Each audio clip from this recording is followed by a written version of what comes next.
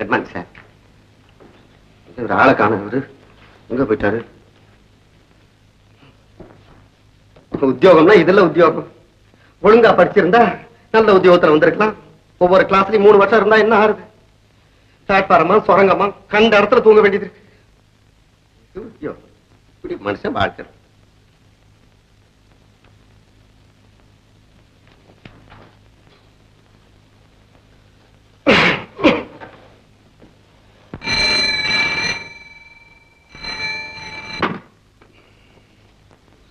Yeah.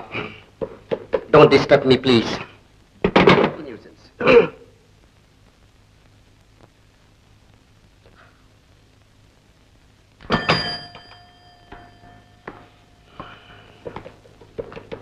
அந்த stenographer Stella இல்ல, அவளை அனுப்பிச்சிட்டு ஒரு காஃபி ஒண்ணு கொண்டா.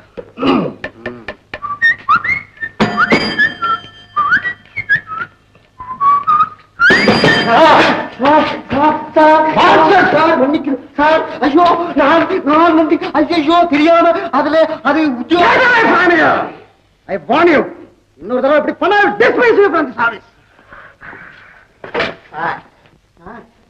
Excuse me sir. நீ எங்க வந்த? பூர்த்திங்க என்ன அவரை பத்தி அந்த வேற செய்வாரா சார்? அவர் உங்களுக்கு ஹெல்ப் பண்றதுக்காக என்ன இங்க அனுப்பி வச்சார் சார்.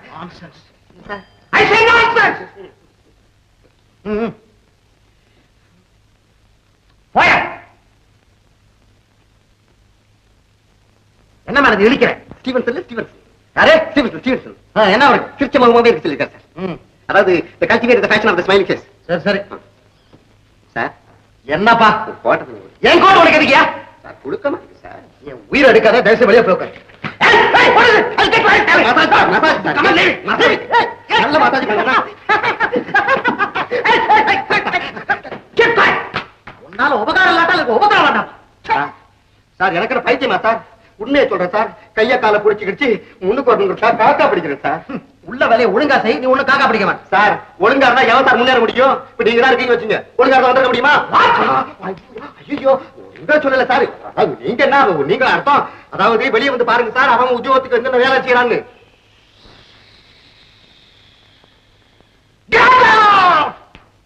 வெளியே போய் உட்கார். நான் பெல் அடிச்சே உள்ள வந்தா போ.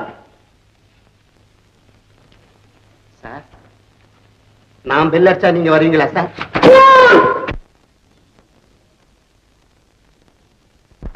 ராஜு, நீ மோட்டார் ஓட்டிக்கிட்டே இரு, நான் மேலே போய் பாக்குறேன். ஓ சரிம்மா.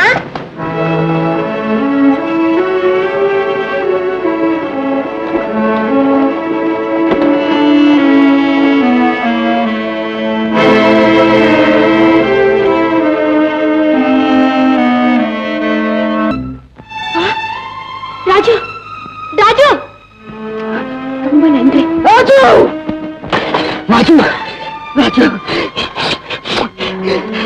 ரொம்ப தேங்க்ஸ் மூர்த்தி. நீ கொஞ்சம் லேட்டா வந்திருந்தா என் குழந்தை தண்ணியோட போயிருப்போம். முன்ன ஒரு தடவை கொஞ்சம் லேட்டா போனதுனால ஒரு ஜீவனை தண்ணியில தவற விட்டுட்டேன். இந்த முறையாவது சரியான நேரத்துல காப்பாற்ற முடிஞ்சதே. மூர்த்தி, இந்த உதவியை நான் என்னைக்கு மறக்கவே மாட்டேன். அதே உடம்பெல்லாம் ஒரே காயம் பட்டிருக்கேன். நீ வீட்டுக்கு போ, நான் உடனே டாக்டர் அனுப்புறேன்.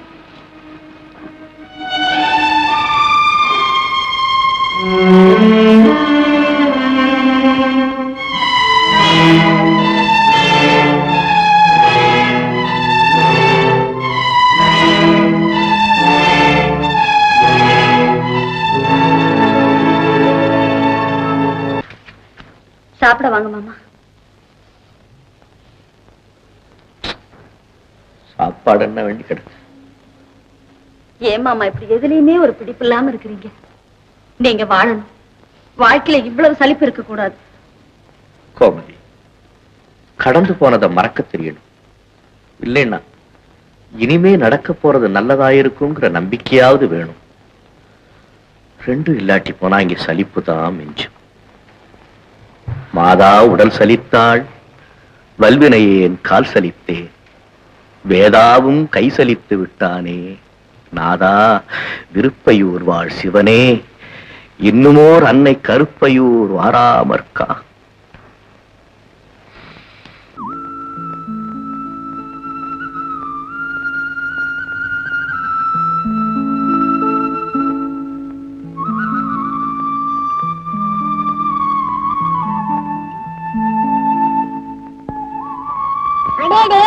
என்ன காப்பாத்துங்களே, அந்த மாமா தானே?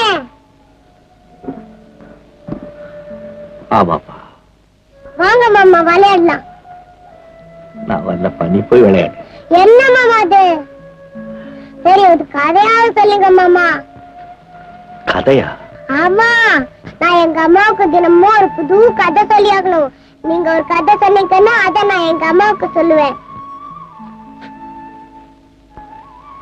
ஏன் மாமா கதை சொல்ல சொன்ன அழறீங்க? எனக்கு எந்த கதையும் தெரியாதுப்பா. ஐயே, என்னதான் தெரியும்? எனக்கு எல்லாம் தெரியும், ஆனா ஒண்ணும் தெரியாது. சரி, ஒரு பாட்டாவது பாடுங்க மாமா. பாட்டா? பாடுறேன்ப்பா, பாடுறேன்.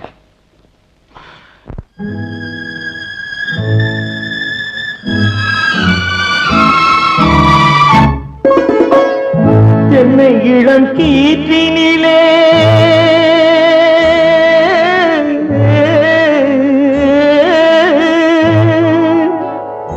என்னை இளம் கீற்றினிலே தாளாட்டும் தென்றலது. என்னை இளம் கீற்றினிலே தாளாட்டும் தென்றலது. என்னை தனை சாய்த்து விடும் புயலாக வரும் பொழுது. என்னை தனை சாய்த்து விடும் புயலாக வரும் பொழுது. அமைதியான நதியினிலே ஓடும் ஓடும் அளவில்லாத வெள்ளம் வந்தாளாடும். காற்றினிலும் மழையினிலும் கலங்க வைக்கும் இடியினிலும். காற்றினிலும் மழையினிலும் கலங்க வைக்கும் இடியினிலும் கையினிலே பொய்கின்றாள் நாடும். அமைதியான நதியினிலே ஓடும் அளவில்லாத வெள்ளம் வந்தாடும்.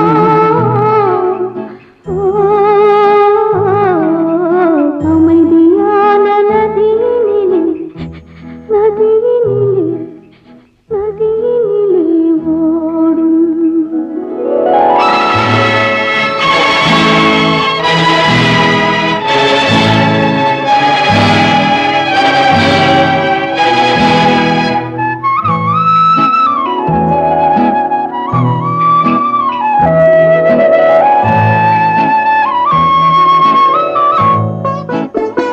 நாணலிலே காலெடுத்து நடந்து வந்த பெண்மையது.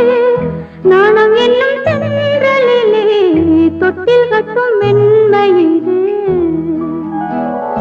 அந்தியில் மயங்கி விடும், காலையில் தெளிந்து விடும். அன்பு மொழி கேட்டு விட்டால் துன்ப நிலை மாறிவிடும். அமைதியான நதியினிலே ஓடும் ஓடும் அளவில்லாத வெள்ளம் வந்தாலாடும். காற்றினிலும் மழையினிலும் கலங்க வைக்கும் இடியினிலும் கரையினிலே ஒதுங்கி நின்றால் வாழும். அமைதியான நதியினிலே ஓடும்.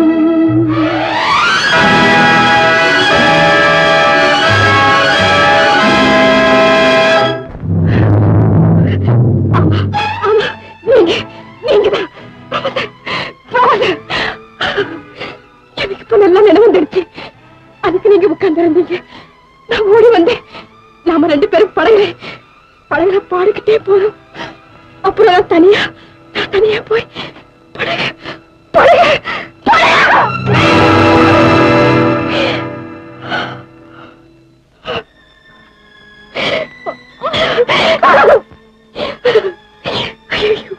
என்னாச்சு உங்களுக்கு? என்ன ஆச்சு? ஏன் இப்படி இருக்கீங்க? எனக்கு ஒண்ணுமே புரியலையே. அறியாத உங்களுக்கு எல்லாம் கலங்குற விளக்கமா இருந்த உங்க கண்களா இப்படி இருளடைஞ்சு ஒளி இழந்து இருக்கு. இது என்ன கோலம்? ஐயோ, இதுக்கெல்லாம் காரணம் இந்த பாறைதானே.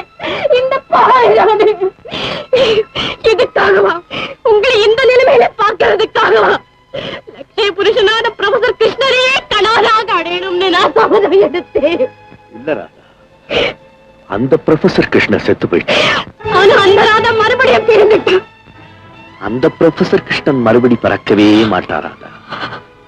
கடந்த ஜென்மம் கடந்து விட்டது. இனிமேல் நீ இந்த புதிய ஜென்மத்தின் சட்டத்திட்டப்படி தான் வாழவே முடியாது. வீட்டுக்கு போலாம். உன்னை அம்மாவென்று அழைக்கும் இந்த குழந்தையை மறந்து விடாதே. நீ ஞாபகம் இல்லாமல் இருக்கும் போது உனக்கு ஆதரவளித்த சங்கரின் வீட்டில் தான் நீ இன்னும் இருக்கிறாய் என்பதை மறந்து விடாதே. போ போ. உங்களை விட்டு போக முடியாது. முடியாது? முடியாது. சரி, நான் போகிறேன்.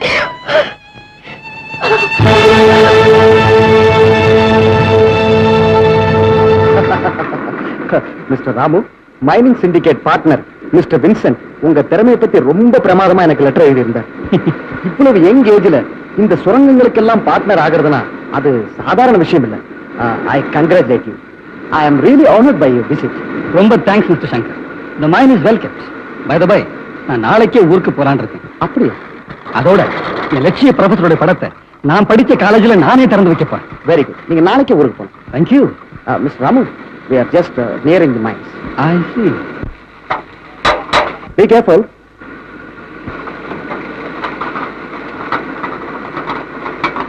ராமு, ராமு, ராமு,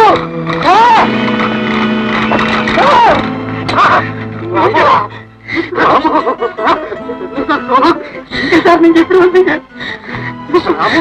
மூர்த்தி உங்களுக்கு தெரியுமா? மூர்த்தியா? இல்ல சார், நான் சொல்ல உங்கள்கிட்ட எங்க ப்ரொஃபசர் கிருஷ்ணன் சார். வாத்தியார் சார், வாத்தியார் கிருஷ்ணன். கிருஷ்ணன், உங்களை பத்தி நான் நிறைய கேள்விப்பட்டிருக்கேன் சார். உங்க மாணவன் ராமு இப்போ ஒரு பெரிய லட்சாதிபதி, இந்த மைனிங் சிண்டிகேட்டுடைய பார்ட்னர். ராமு, நீ லட்சாதிபதியா? நீ நன்றாக வாழ வேண்டும். உங்க ஆசீர்வாதம். ராமு, பள்ளி ஆசிரியர்கள் என்றுமே பேராசைக்காரர்கள் அல்ல. வாழ்க்கையில் தங்கள் மாணவர்கள் அடையும் வெற்றிதான் ஆசிரியர்களுக்கு சொர்க்கம். ராமு, நீ வாழ்க்கையில் வெற்றி அடைந்து விட்டார், அதுதான் எனக்கு சொர்க்கம். ராமு, நான் உன் ஆசிரியன் அல்லவா? ஆமா சார். ஆமா. நீ எனக்கு என்ன குரு காணிக்கை கொடுக்க போற? என்ன சார் இப்படி கேக்குறீங்க? என் உயிரையே கொடுப்பேன் சார். என் உயிரையே கொடுக்கிறேன் சார். எனக்கு உன் உயிர் வேண்டாம். உன் உயிருக்காக இன்னொரு உயிர் காத்திருக்கிறது. ரொம்ப தேங்க்ஸ்.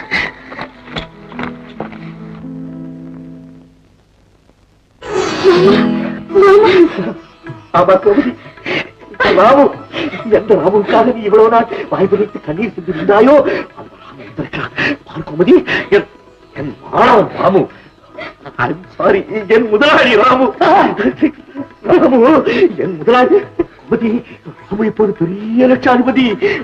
நீ ஒரு பெரிய லட்சாதிபதியை மறந்து கொள்ள போகிறாய். அப்படியெல்லாம் சொல்லாதீங்க சார். நான் என்னைக்கும் உங்க மாணவர் ராமுதான் சார். தவறு ராமு, தவறு. நீ இப்போது மாணவ பருவத்தை கடந்து விட்டாய். இனி என்றுமே என் கோமதியின் ராமுவாக இரு. ராமு, கடமை வழி நிற்பவர்களை ஆண்டவன் எப்போதுமே கைவிட மாட்டான். நான் உனக்கு கடமையை போதித்தேன், அதன்படி நான் நடக்கவில்லை. நீயோ கடமை வழி தவறாது நன்றாக படித்து நன்றாக உழைத்து இப்போது பெரிய பதவியில் இருக்கிறாய். நீ விரும்பிய பெண்ணையும் அடையப் போகிறாய். The path of duty is the way to glory. எல்லாம் உங்களுக்கு ஆசீர்வாதம் சார்.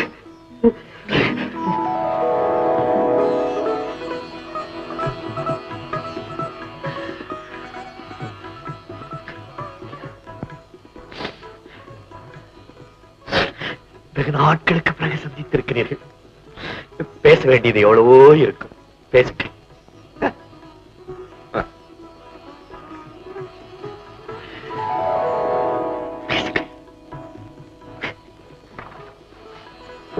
எல்லாம் தெரிந்து விட்டது. இப்படிப்பட்ட துரோகம் நீங்க செய்யலாமா? ராதாவுக்கு ஞாபக சக்தி வந்துருச்சு. ஆமாடா தம்பி, உடனே நல்ல நாள் பார்த்து முகூர்த்தம் வைக்க வேண்டியதுதான். முகூர்த்தம்? எதுக்கம்மா முகூர்த்தம்? என்னுடைய சாவுக்கா? என்னடி ராதா உளர்ற? அம்மா, நான் உயிருக்கு மேலாக விரும்பியவரை என்னிடம் இருந்து பிரித்து விட்டீர்களே அம்மா. ஒரு உத்தமரின் வாழ்வை போய் நாடகமாக்கி பாழாக்கி விட்டீர்களே. அந்த நாடகத்தில் ஞாபகம் இழந்திருந்த நானும்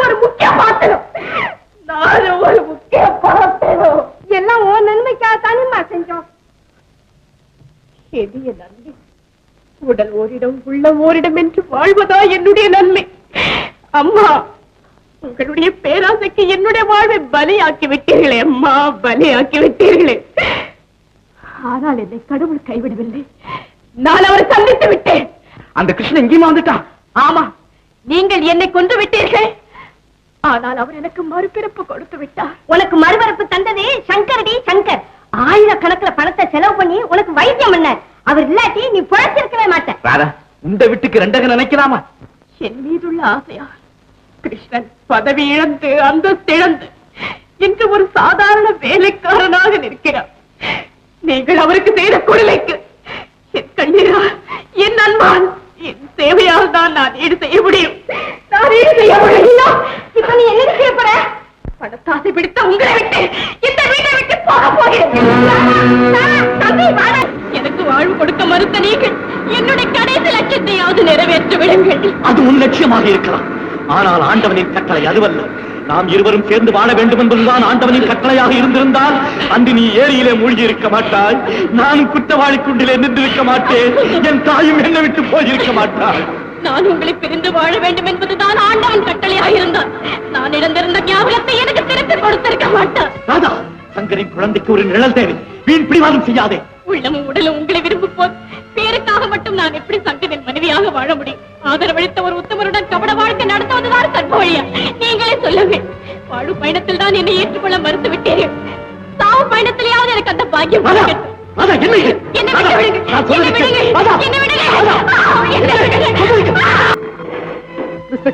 உண்மை காதலின் முடிவு மரணம் தான் என்பது உங்கள் விஷயத்திலாவது பொய்யாகட்டும்.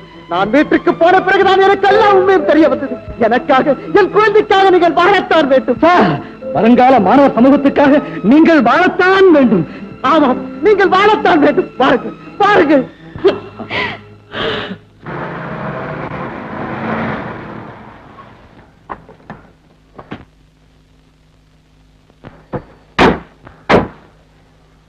Good morning, sir. Good morning, students. என்னுடைய ஆசிரியராக இருந்த போது இந்த அறிவாலயத்திலிருந்து உங்களை பிரித்தவள் நான் தான்.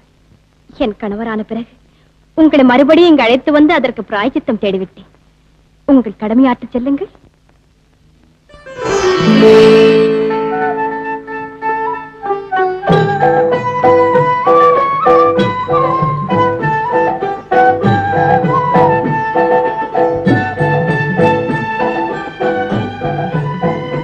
அருமை மாணவர்களே, இந்தியாவின் எதிர்கால சிற்பிகளே, இந்த நாட்டின் மூத்த செல்வர் மறைந்து விட்டார். அறிவுச்சூரியன் அஸ்தமித்து விட்டது. இருட்டிலே திசை தெரியாமல் தவிக்கும் நாம் இனி என்ன செய்ய போகிறோம்? அருமை மாணவர்களே, இந்த கடமை வீரன் உருவத்தை இதயத்திலே நிறுத்தி வைப்போம். இந்த நாட்டிலே இருக்கும் மனைக்கட்டுகள், தொழில் கேந்திரங்கள் எல்லாம் ஆலயங்கள், அங்கே நாட்டின் எதிர்காலத்தை நினைத்து பணிபுரியும் உத்தமர்கள் எல்லாம் நடமாடும் தெய்வங்கள் என்று நம்பிய நம் நேருவுக்கு நாம் செலுத்த வேண்டிய காணிக்கை உழைப்பு. உழைப்பு, ஓயாத உழைப்பால் உலகத்திலேயே சிறந்த தலைவரானார் நேரு. மாணவர்களே, உங்கள் உழைப்பால் நமது பாரதம் உலகத்திலேயே சிறந்த நாடாக வேண்டும். நமது மூத்த சகோதரர் நம்மை விட்டு மறைந்து விட்டார் என்பதை பொய்யாக்குவோம். அவர் நம் இதயத்திலே உறைந்து விட்டார் என்பதை மெய்யாக்குவோம். மனிதகுல மாணிக்கமாம் நேருவின் கட்டளையே ஆண்டவன் கட்டளை என நினைத்து பணிபுரிவோம். ஜெய் ஹிந்த்.